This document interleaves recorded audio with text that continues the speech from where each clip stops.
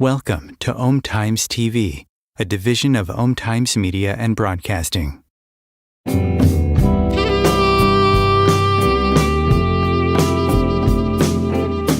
We are living in the fifth dimensional consciousness where we are creating our reality faster than we can imagine.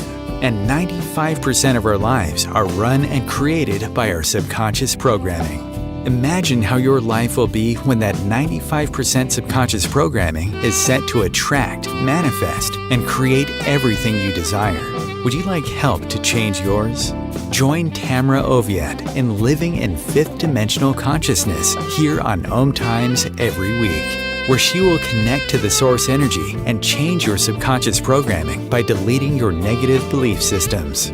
Tamra is the founder of Sacred Activations, a subconscious meta-programming process that rewires your brain and shifts hundreds of your belief systems so you can break away from lack, pain, and suffering and take control of what you want to create in your life. Tamra has helped hundreds of thousands of people worldwide, and she is here to help you too. It's not about fighting what you don't want. It's about creating what you do want. And the only way to do that is to change and upgrade your subconscious programming. Let Tamra help you create magic in your world. Join her now for Living in the Fifth Dimensional Consciousness. Hey, Gary, welcome. Welcome to Living in 5D. I'm really excited to have you on as a guest. Gary Bonnell, he teaches and does private sessions in the Akashic Records. You started in, what was it, 2001? Doing Akashic Records? Yeah. No, probably in 1978. Wow. So, yeah, So, I'm substantially older than I look. yeah, you look amazing. Yeah, So how did you start in the Akashic Records in 1978? I mean, that's incredible. well, actually, due to some circumstances in my early childhood, I had a head injury, and as a result, I started going spontaneously out of body, and that was beginning at the age 8. And the injury was a result of being pistol whipped by my stepfather. Oh, So, wow. yeah, he was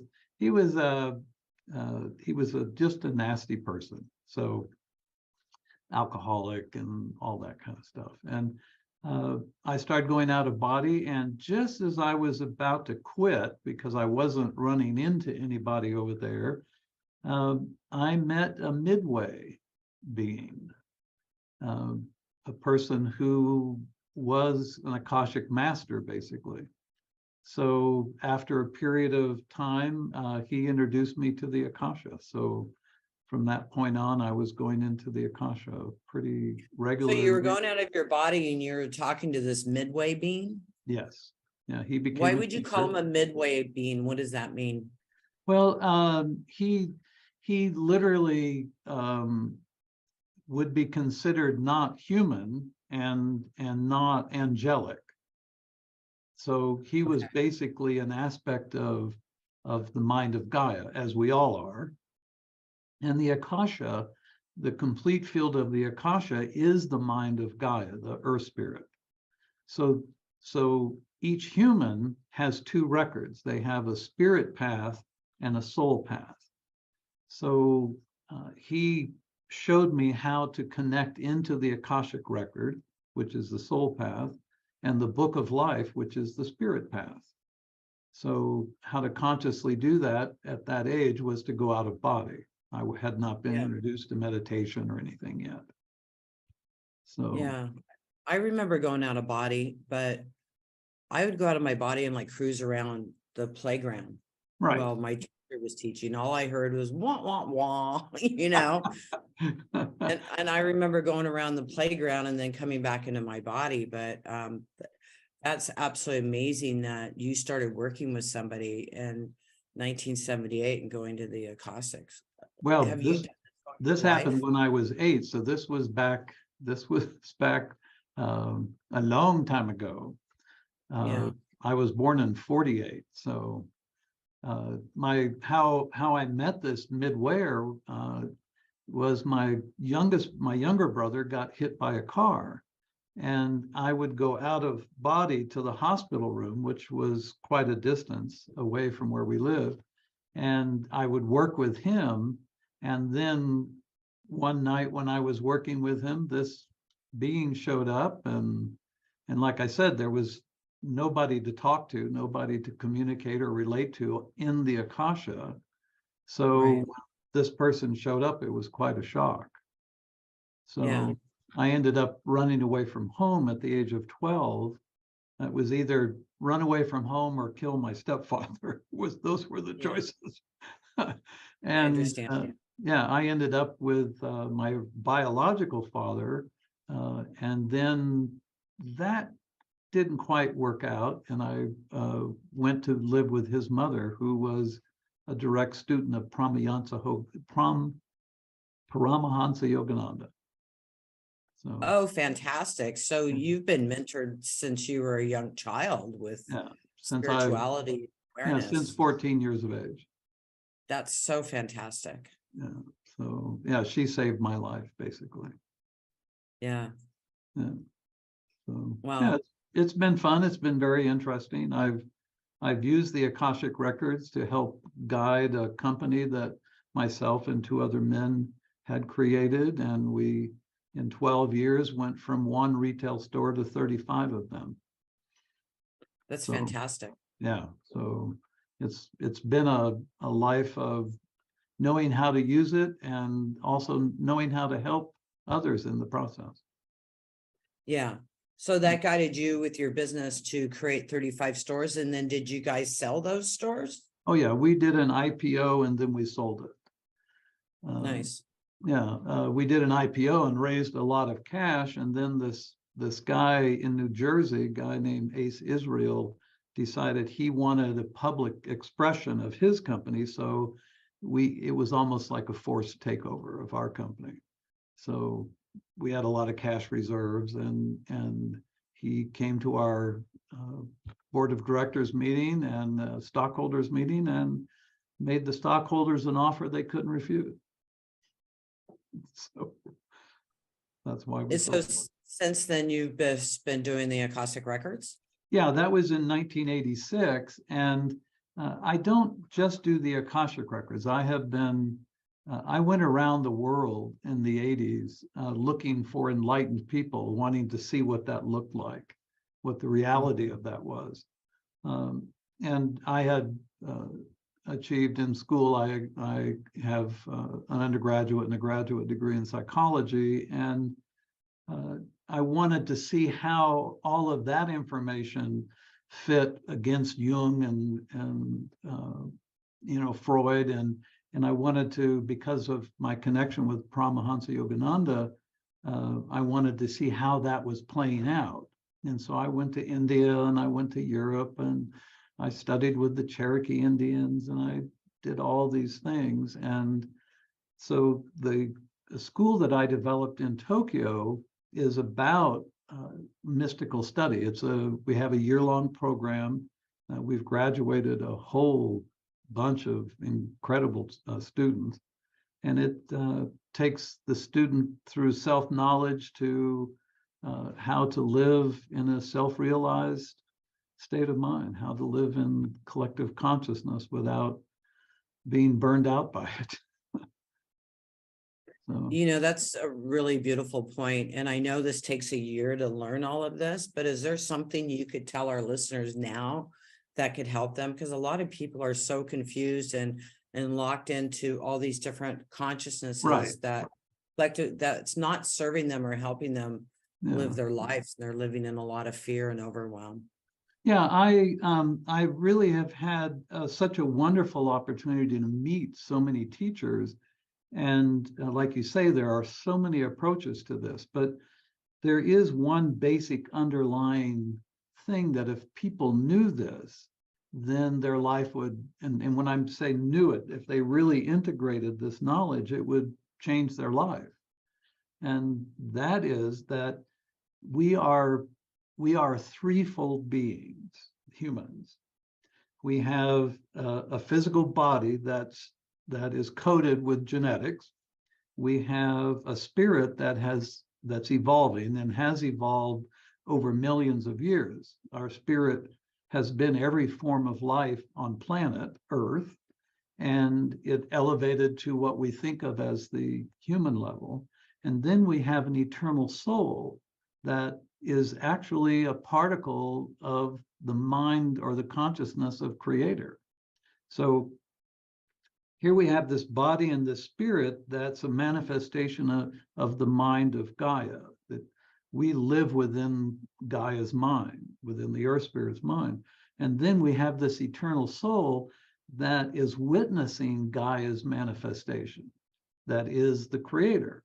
So if we really understood this, then we would also understand that every word we say is like we're reading off of a menu at a restaurant. Every word we say is a command to manifest. Yeah. And to the degree that we can release our inner conflicts, then our manifestations can happen, quickly. There is very little time between the command and the manifest form. So that changes life. That base concept really can alter a person's unfolding journey. So by being mindful and realize that you're ordering what's going to happen next, to really write it down and focus on that. Right. Or just be mindful of it, of what you're saying. Well, and it's not just us, but it's also knowing that every other human is that as well. It doesn't matter the size of the human, the color of the human. Every human is a threefold being. And knowing that, and that's where your collaborations really begin. We get rid of our prejudice and our bias, and we realize that we are all working together in this collective soup of awareness and consciousness. And it's when we have bias that we really, begin to get out of the state of being a threefold being. And that's hard to do in this political world right now.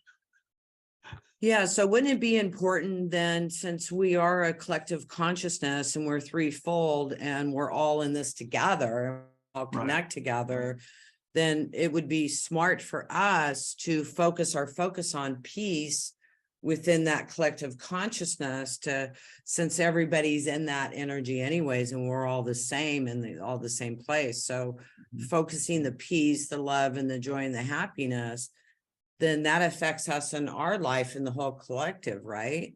Exactly. Yeah, it's, the string theory promotes the idea that if you have two quantum and they're identical and they're even separated by the universe, what happens to one automatically happens to the other. So yeah, we are all connected, and that's what the knowledge of being threefold is that we are all connected. Exactly.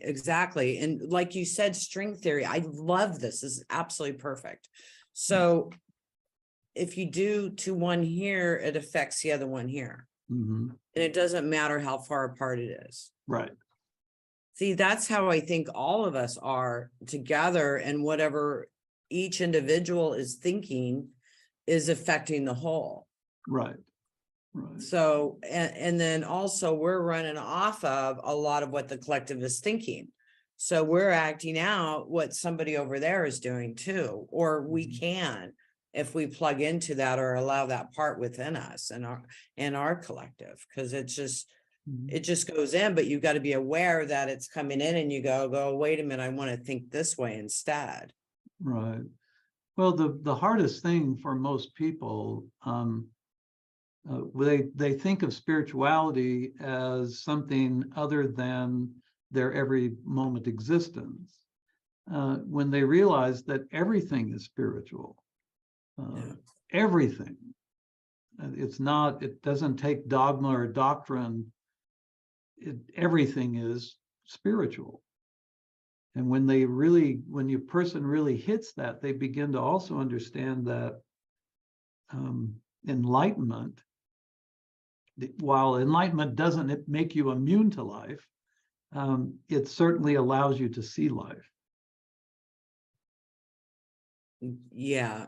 And can you elaborate on that a little bit more? Okay. The enlightened state. So our souls are a particle from the mind of Creator, and our body and our spirit are manifestations of Gaia's mind. Everything is mind. When you become enlightened, everything is a manifestation of your mind. Even the people you associate with, you have a consensual reality that we subconsciously agree to. We subconsciously see steps leading down, all of us do, and we share gravity, and we share certain laws of physics. And the reality is, everything is your mind. So what you're saying is we're creating everything, kind of like being in a holodeck and creating all the characters around us. Everything is mind. Everything you encounter, the surface of your desk, the walls, the windows, the people in your life are manifestations of your mind, as you are manifestations of their mind. So we connect through that consensual agreement at a subconscious level. Okay. Yeah, and I know a lot of things happen on a subconscious level before they show up in our reality, or Right. even a lot of agreements and things are planned out. Mm-hmm. Well, and the interesting thing is, when you're born, your existence is totally reliant on these gods and goddesses that are in your life. They supply you with your comfort, your food, and all they request from you is that you please them, that you learn right from wrong, that you take on their ideology and their notion of life. And at some point, you then leave that comfort and that nourishment to find yourself, but that training stays with you. Yeah. And so, I've spoken about this. I've worked with corporations since the early 90s on this particular subject, and that is giving up the need to be right. And when you can give up the need to be right, then your brain chemistry evens out. When we're right, then we get flooded with serotonin and dopamine and all the wonderful endorphins, and we feel oxytocin. You're all bloated up. Yeah, I was right. And we get addicted to it. Yeah. We are literally addicted to those chemicals. And I've said that you can be addicted to the need to be right about how wrong you are. So then you look at people with low self-esteem and how they manage to get those same chemicals in their brain. It's finding evidence that they're not worthy.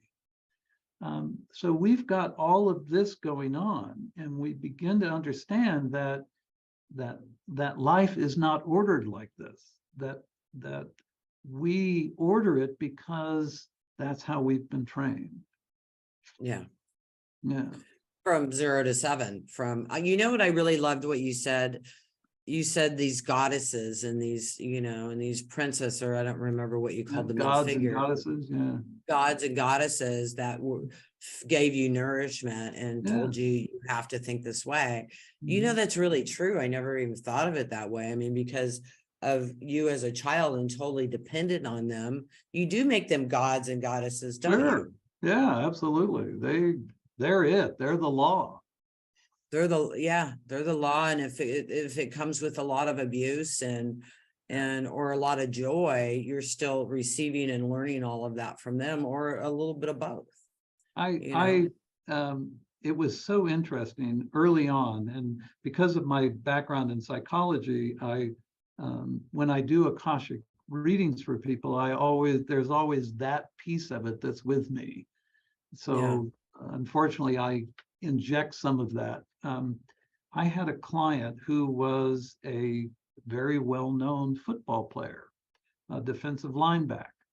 And he came for some sessions, and in one of the sessions, he started weeping just uncontrollably. And I let him go ahead and finish that process. And then I asked if he wanted to share any of that. And he said, I have felt so much guilt all my life. I have a brother, a younger brother, and I'm the sports figure. My father loves sports, and I'm the guy in the family. So when we would sit down for dinner, I would get a steak and he would get spaghetti. Oh, Because it was thought that I needed the steak to build my, body so that I could be a football player. And he had carried that with him for so long, and it controlled so much of what his choices and what he would do in life. And it's something that simple that can have such a profound effect. So it's not just our gods and goddesses when we're young, it's our siblings and how we relate in that familial setting. And I want to go back to what you were saying earlier, if that's okay. Sure. You used to out of body travel and go visit your brother in the hospital and work on him. Right. How long did you do that for? How long was he in there? He was in there for 2 months. He was in a coma for 2 wow. months. They didn't think he would live. He was, the car that hit him had been speeding out of town. We lived in West Melbourne, and the highway in West Melbourne was, either side of it was littered with bars. And so people would come to that area and drink like crazy. And we were running across the street to get cardboard boxes to build a fort. And he was hit, and the car was going really fast. And so it broke ribs, it broke everything. I mean, he was in a mess. And they totally expected him not to live. But I also would hear a voice. When I would go out of body, I would hear a female voice that would give me instruction. And so I would do what the voice said. And this midwayer, this Akashic master, I called him Eli, that was his name, Eli. And Eli showed up at the hospital, and he helped me fine tune my ability to project energy while I was in my astral body. And he also instructed me on how to substantially influence physical matter. And that's how I found out where my biological father was. And I took him a note. I wrote a note. The astral Yeah. energy? Tell me about that. This is really cool. I like I said earlier, it was either leave home or kill my stepfather. And I actually came extremely close to it. He was a carpenter. And one day on the job site, I used to have to go to job sites with him and clean up the tools and the pieces of wood. And one day he had been drinking, and he took out his belt, the sound of the belt coming out of his pants, to beat me. And I said, "You're not going to do it." And I literally almost killed him with a 2x4. And it was after that I decided that I really needed to leave. So I wrote a note, and I took the note to my father. I found where he was, and I put it on his desk, and made that connection, and then hitchhiked across from Florida to California to be with him. And that was at 14? No, that was at 12. I'm so impressed with you right now. Well, no need to be. There are kids who've left home at 10. I mean, I left home at 15 and never returned. Yeah. Yeah. But Well, I mean, 12 and to hitchhike from Yeah. Florida to California, that's wow. I almost stayed Wow. in New Orleans. There was a lady who picked I me can up see why. on the side of the road. And she was the proprietor of Nikki's China Doll on Iberville Street. So for a couple of days, I got to have a shower and rest there. But I don't even know if I've told my wife that story. Yeah, That's funny. yeah. But my father and I didn't get along. My dad has a photographic, or had a photographic memory. He got through Stanford with that magna cum laude, that kind of thing, Yeah. I have an eidetic memory, but a photographic memory is very different. And when you're around somebody with a photographic memory, it's very difficult to relate because they can just glance at something and have it memorized. And Right. so my father and I didn't get along, and I went to live with his mother, Rowena, who was a student of Paramahansa Yogananda. So, And where was she at? Was she also in California? yeah, she was in the little town of Los Gatos. And I had actually been born there. My parents married and I was born there. And then my mother, when they divorced, went to Florida to be with her biological family. And my father stayed with his new family in California, of course. So, yeah, a lot of adventures. Yeah. Yeah. And that's where I totally wanted to be in music. We lived in the hills of Los Gatos going towards Santa Cruz, and on one side was Yehudi Mendoin, and on the other side was Segovia. So these are brilliant musicians. Yehudi Mendoin is a violinist, Segovia a guitarist. So I started studying guitar. And So you started going and practicing with him? Did you have a no, relationship? just knew of them, but no relationship at all. But was inspired because if the wind blew from his house, you could hear it. And it just, so I got into some garage bands in the 60s and ended up meeting some really high profile people. I met Johnny Cash. And Johnny Cash became a friend, and June Carter Cash. And then over the years, Johnny introduced me to a lot of people. And Nice. so I had clients in the industry, and that expanded it out, to include a lot of people. So Yeah. So Akashic Records. yeah. So Akashic Records, you tell me about the future and stuff. We were talking about before the call, 2027, and I liked what you're sharing with me. Do you want to share that? Well, it's okay.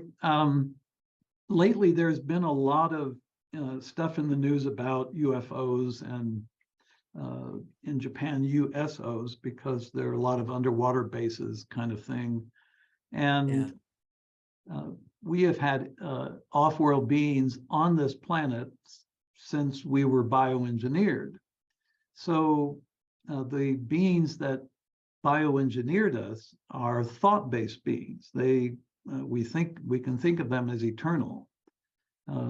And these thought-based beings, with all of this exposure and revelation now in the media and everything, we're getting prepared for their reveal. They are going to reveal themselves and explain who they've been and why they've been and what has brought us now to this state. And what happened back a very long time ago when we were being engineered out of twofold. We were a body and a spirit, and the Gaia's vision was a threefold being that could become eternal.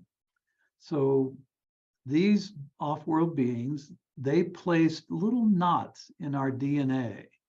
And when an individual hits a certain harmonic, or when the collective consciousness hits a certain harmonic, those knots are released and a mutation takes place. So recently, one of those knots began to release. And that knot is to take humans to a non-gender type of being. And all of these off-world beings are non-gender.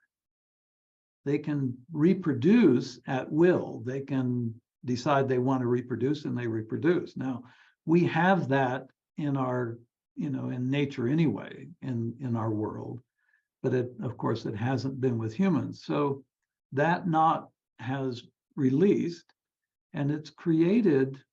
I saw a study that was done at the beginning of the 1900s. There was a group of academics that wanted to understand the effect of the modern world on human consciousness. So every 10 years, they would take a survey. And one of the questions on the survey was, how do you identify with your gender?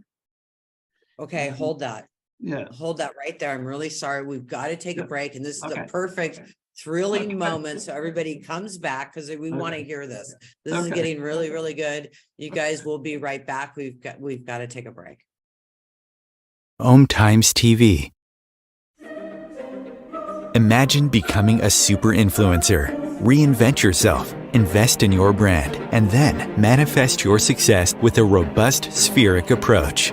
Om Times Media and Broadcasting offers a unique and multifaceted way to become the spiritual and conscious influencer you deserve to be by putting your message across our powerful platform with its proven record of integrity and excellence. Through our produced shows, Om Times offers the opportunity to become a social media TV personality, a radio show host, an Om Times magazine columnist, and a syndicated podcaster, all in one shot. By live streaming your show on Om Times TV and broadcasting it across the extensive Om Times radio and TV networks, you become more than a host. You become an ambassador and a force for positive change. Om Times. Open yourself to the possibilities.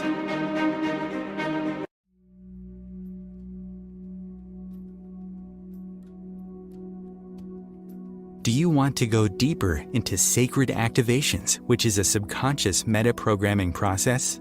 Tamra Oviatt is inviting you to visit her website at tamraoviatt.com to sign up and get lifetime access to free 7 activations that you can listen to anytime you want or as often as you need. If you like what Tamra does and like to incorporate sacred activations into your life, she also offers live webinars, masterclasses, and practitioners training to further support your healing, manifestations, and expansion.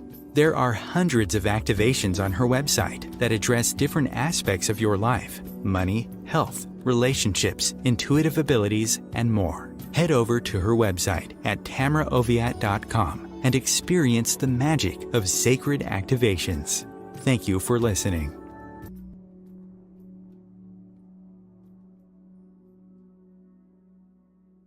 If I could be you, and you could be me for just 1 hour. If we could find a way to get inside each other's minds. Walk a mile in my shoes. Walk a mile in my shoes. Well, before you abuse, criticize, and accuse. Walk a mile in my shoes. Hi, everybody. Welcome back. I'm with Gary Bonnell here, and we are talking about non-gender becoming human on this planet, and also a knot in your DNA. So please continue. Well, when you think about Earth's reproductive system, it's pretty inefficient. You have to have a male and a female for the most part. And there are a few species that don't require that. But if we're to leave Earth, if we're to go into another reality even, we can't have that reproductive system. That won't work. especially if we're traveling long distances to another, planet. What happens if one of the sides of all perish in the process and you're left with one gender? So that harmonic knot is taking us to non-gender. So in this study they did in the early 1900s, they asked the question, do you identify with your gender? And 0.08% of the people questioned their gender. And now they just took it in the year 2000, or 2020 rather, and 48% of the people don't identify. Now, the problem is that the collective consciousness really gets weird around homosexuality or gender fluid or any of these other choices. Our modern world seems to think this is of course evil and sinful, but it's in response to this knot unraveling. And there's another knot that's going to unravel. So what's the other knot that's going to unravel? Well, and there's no way to know exactly when this happens. It has happened to some people because they've reached that harmonic individually.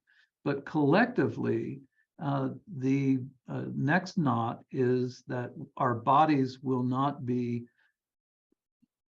gravity-based. They won't, the physiology of our body will be thought-based.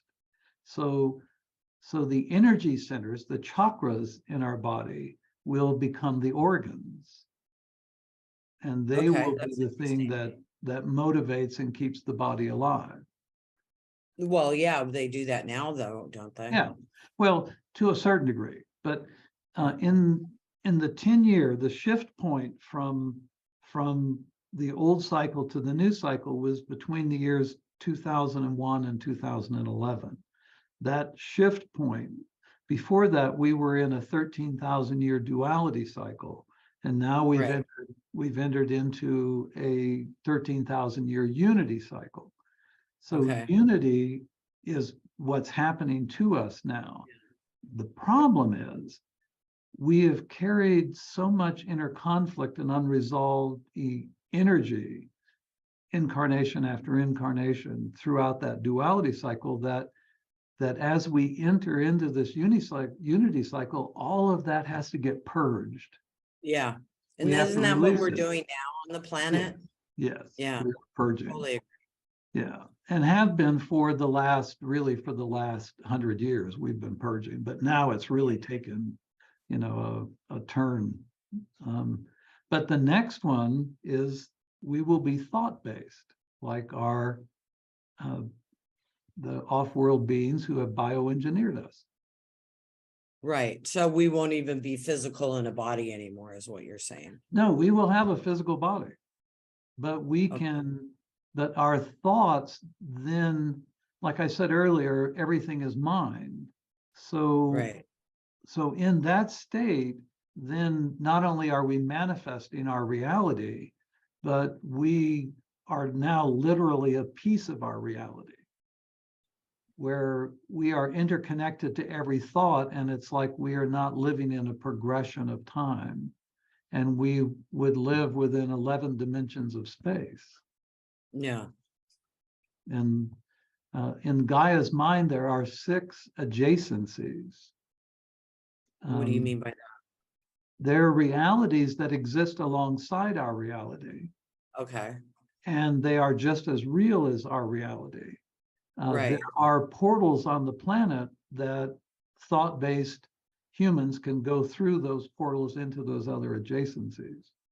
Yeah, I do that sometimes. Yeah. So basically, this is where it's all going. We are going to be like those beings who bioengineered us to threefold. Then we will become extra dimensional, not just multidimensional. So what do you mean by that?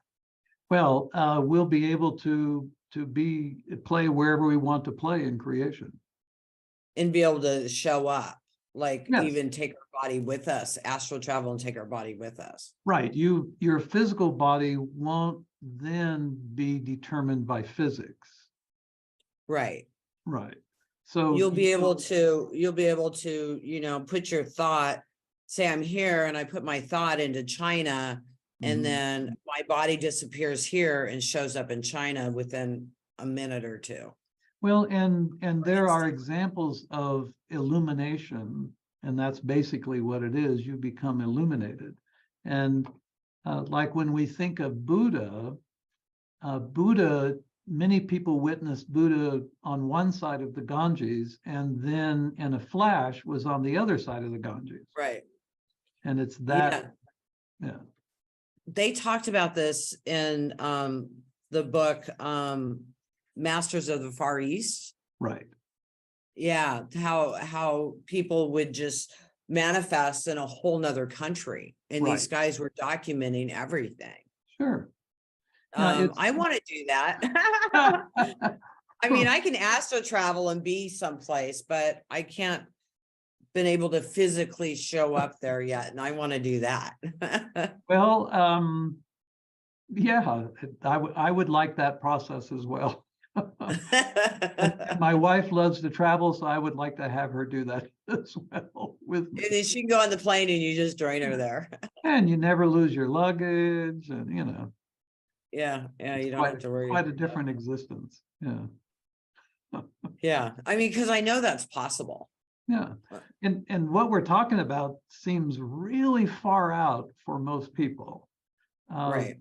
You know, and this is far out stuff. And the fact that it's happening, and it's happening at this particular time, is it's not a coincidence. And there's a very real reason why it's happening.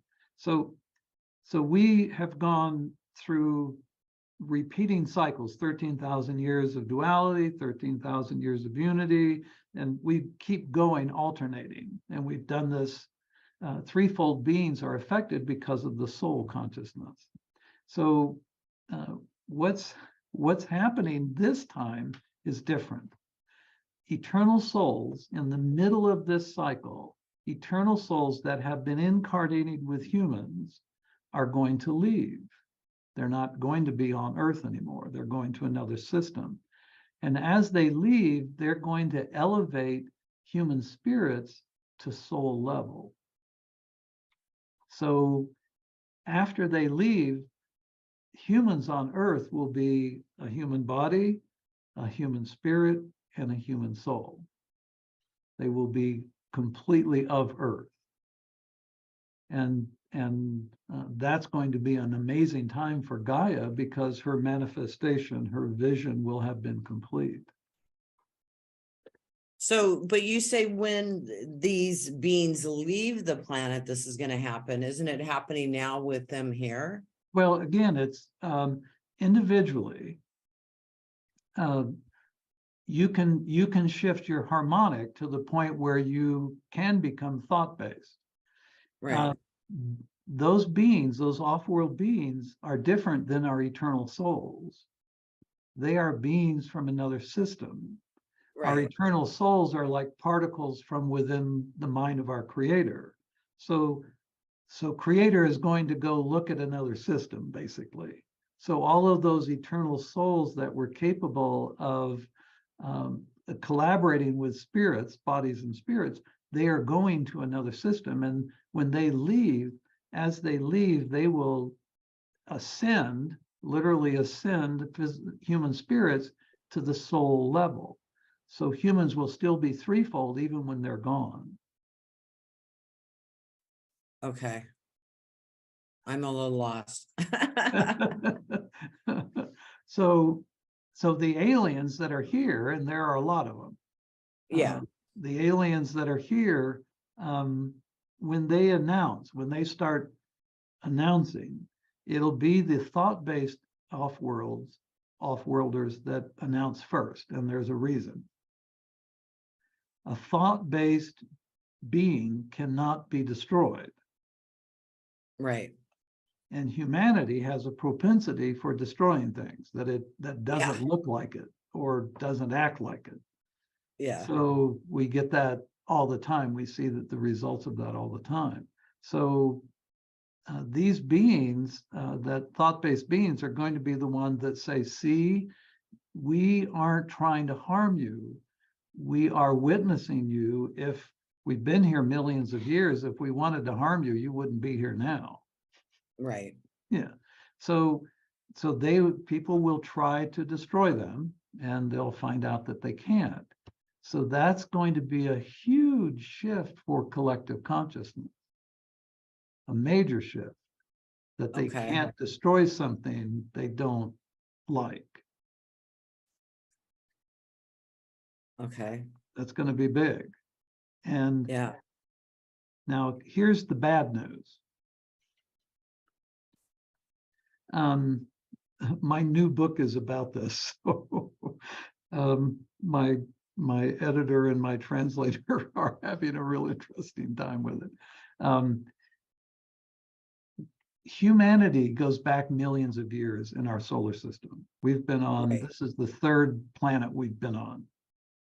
And the history of that is very interesting. And the reason why those worlds don't exist now is because of the sun and how the sun behaves. And every once in a while, the sun releases a huge charge of energy that's like a static electric charge. It's like when you rub your feet on the carpet and then touch something. Well, that goes out through the solar system, and then depending on where the planets are aligned, the planets get hit with this. Earth got hit by a glancing blow. Mars took a direct hit. So geologists like to think that the Grand Canyon was created by the Colorado River. Well, the Colorado River flows through it, but the Grand Canyon is the scar from that glancing blow.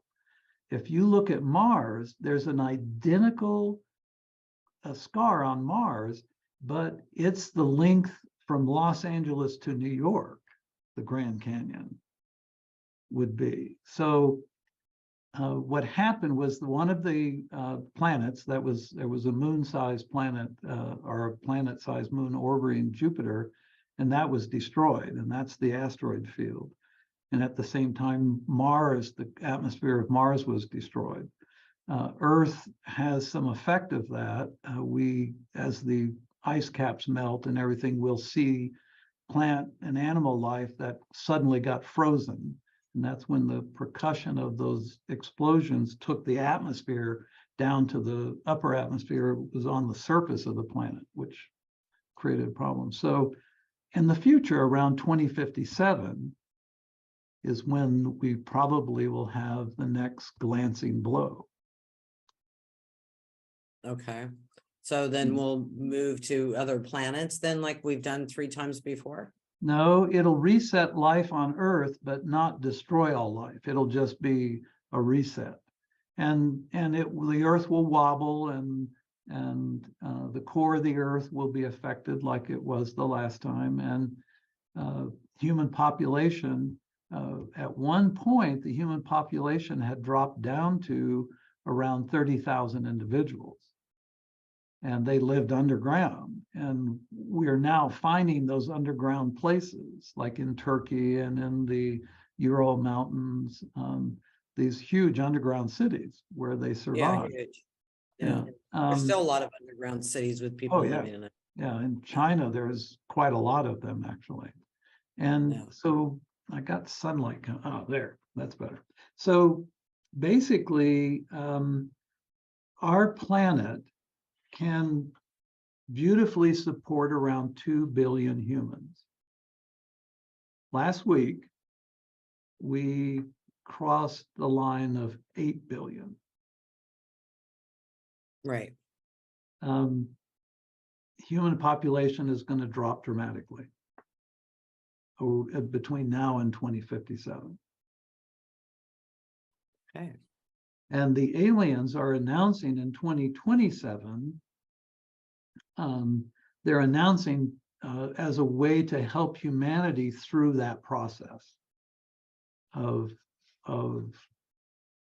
what to do in the future about what's about to happen. There's no way they can alter the sun's actions. So, you know, they've tried a couple of times actually.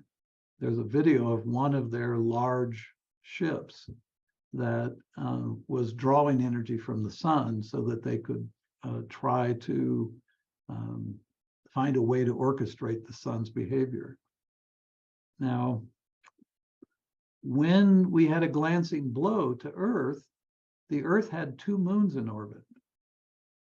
It had a large moon that was about 2/3 the size of the current moon, and it had a smaller moon, and they were in elliptical orbits. And when that percussion wave hit, it crashed the smaller moon into the larger moon, and they both left. The larger moon is a moon right now around Neptune, and the smaller moon was basically destroyed and is part of the asteroid field. Our moon is artificial. Yeah, I've heard that. Well, it's an observation platform. Yeah, I've heard that too. Okay, it was put in orbit around Jupiter to observe human development on Maldek, the planet that was destroyed, and Mars. So humanity was being developed on both those planets simultaneously. And when that strike hit, when the sun strike hit, our moon was on the other side of Jupiter and wasn't damaged by that strike. And to stabilize Earth so it could have human life, they took the moon from Jupiter and parked it in a perfect orbit around the Earth. That's super interesting. So I know that sounds so weird. Yeah, no, and you have it coming out in your new book. Yeah. What's the name of the book? It's called Revelation, and it's the story about 12 days of light. It's the story about how when a person begins the process of transformation, that they go through a 12-day period, and it's about that. It's about the history of humanity in our solar system, and it's about what's about to occur. So now, Baba Vanga, who was this wonderful prophet, she was a child who went blind and then was able to really connect to the Akasha, and she predicted quite a number of things. Baba Vanga read the Akasha, and her reading of it was in 2027 that an alien race would come to the Earth, but they would bring an asteroid and hit the Earth to get rid of humanity, and then they would take over the planet. That was how she interpreted the information. So that's not what's going to happen. But So, and then your interpretation of this is? my interpretation is the aliens or off-world beings will announce their position. They'll say, we've been here all this time. They'll even talk about the historical figures that they have been to help guide humanity. And that gets to be very interesting. And they will help prepare humanity for this sun activity that's coming up. Okay. Yeah, and yeah, it could look like, I mean, we've gotten very close to being hit a couple of times by asteroids, but we're not, there's no alien army bringing an asteroid. That's not going to happen. Yeah, where I live in the Yucatan, Mexico, it's been hit by an asteroid. Sure. And that created all of these underground cenotes. Right. So we have all of these caves full of water that interconnect. Right. There's Exactly. hundreds or probably even thousands of them in there. Yeah. Yeah, I live on top of all this. It's really an amazing energy. Yeah, I've never been to the Yucatan. Chichen Itza has always interested me. It's nice. I'm about 2 hours from there. Okay. Yeah. I lived in the Caribbean. I lived on St. Thomas in the Virgin Islands. Oh, nice. Yeah, and yeah, the world is an amazing place, and It is, isn't it? Yeah.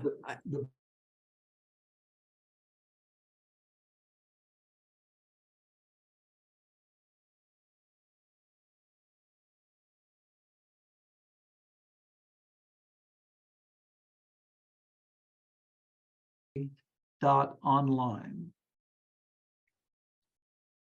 Okay, so the knowing way online. Right. And do you still do personal readings? Do you teach Akashic Records? I Yeah. know you said you have a mystic study group in Tokyo that Yeah, lasts a year. I've been working in Tokyo for over 30 years, and I have a wonderful team there, and they take people through that process, and I visit Zoom now. I Zoom in. So yeah, it's I still do it. I still work with people. On my website, theknowingway.online, there is a schedule. You can, if you want to have an appointment or a session, then you can do half hour or an hour. All right, perfect. Gary, Yeah. thank you so much. You gave us a Oh. lot to think about. I wish we had more time. I mean, there's so many subjects we went over that Right. I would like to go into deeper. And Yeah. I want to thank you so much for Oh. being here. You're absolutely amazing. So thank you for doing this. I really appreciate it. Thank you very much. Yeah. Okay. Talk to you later. Bye-bye. Okay. Bye. Hi, everybody. What a cool call, huh? Is it Gary? Yay. So check out his website. I promised to do some activations at the end of each call. And Leonard gave Rena, hi Rena, and Playa del Carmen. I want to thank everybody for joining us today. What am I going to do? We're talking about the Akashic Records. You know what I want to do? Fear of the future.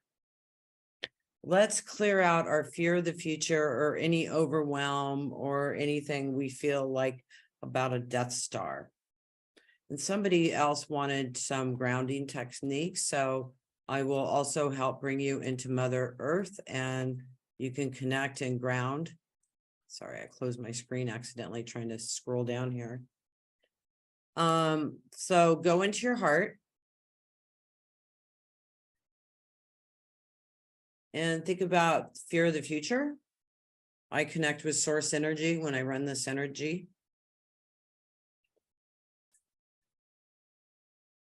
So fear of the future and overwhelm.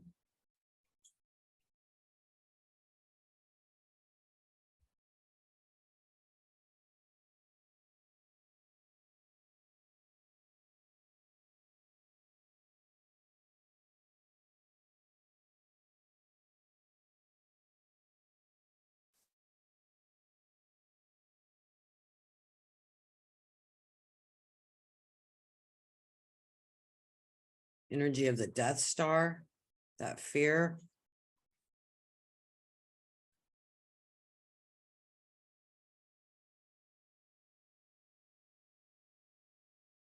Also, I want you to imagine that you go to Mother Earth.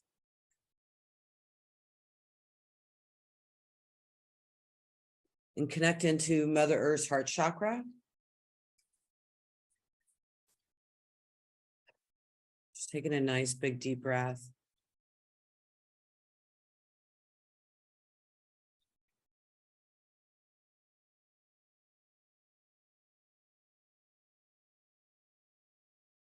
Bringing your energy into Mother Earth, taking in a nice big deep breath.